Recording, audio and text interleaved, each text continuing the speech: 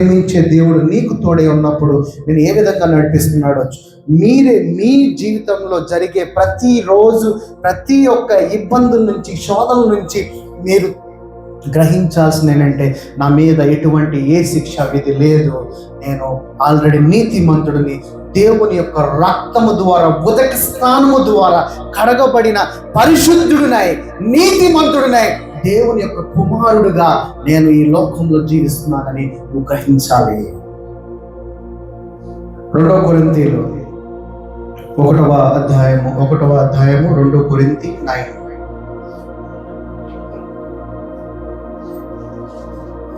మరియు మృతులను లేపు దేవుని యందే గాని మా యందు మేము నమ్మిక ఉంచుకుంటున్నట్లు మరణమగుదమని నిశ్చయముగా మా మట్టుకు మాకు కలిగి ఉండెను.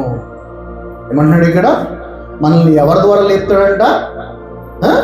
ఆయన యొక్క కృప ద్వారా మృతులలో నుండి సజీవుడుగా నిత్య జీవముతో నేను లేపుతాడని దేవుని యొక్క లేఖనములు సెలవిస్తున్నది.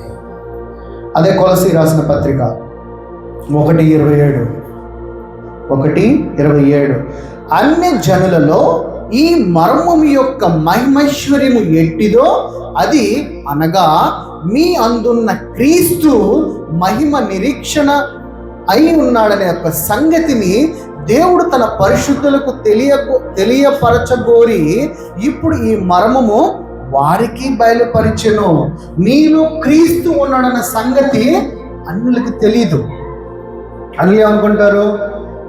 గుడికి వెళ్తాం, కొబ్బరికాయ కొట్టాం, దండం పెట్టుకున్నాం, బయటకు వచ్చేస్తాం. వాడు ఇంకా ఏం చెప్తున్నాడంటే నీకు నాకు ఒకటే మూలము అంటున్నాడు. Only one right, there is no between difference. నీకు నాకు లేదు అంటున్నాడు.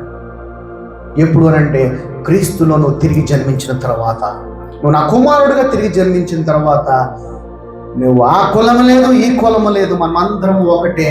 మనం ఆత్మయ ఉన్నాము, దేవుని కుమారులమే ఉన్నాము, మన తండ్రి ఉన్నాడు ఆయన అని చెప్తున్నాడు. సో ఇంత గొప్ప దేవుడు, ఎటువంటి హెచ్చు తగ్గులు లేనివాడు, ఒకటే ప్రేమ, నిన్న నేడు రేపు ఒకటే రీతిగా ఉన్నవాడు. డబ్బులు ఇచ్చేవాడికి ఎక్కువ ప్రేమ, డబ్బులు ఇవ్వని వాడికి తక్కువ ప్రేమ అనేది లేదు ఆయన దగ్గర. There is no unconditional love. Conditional love అనేది లేదు ఆయన దగ్గర. అంతగా నిన్ను ప్రేమిస్తున్నాడా లేదా? ఎప్పుడైనా నేను తక్కువ కులం వారికి ఎవడన్నా బయట చూసి ఉండొచ్చు, కానీ దేవుడు నేను అలా చూడలా. దేవుడు ఏమంటున్నాడంటే నా కుమారుడా అంటున్నాడు, నువ్వు నా కుమారుడివి.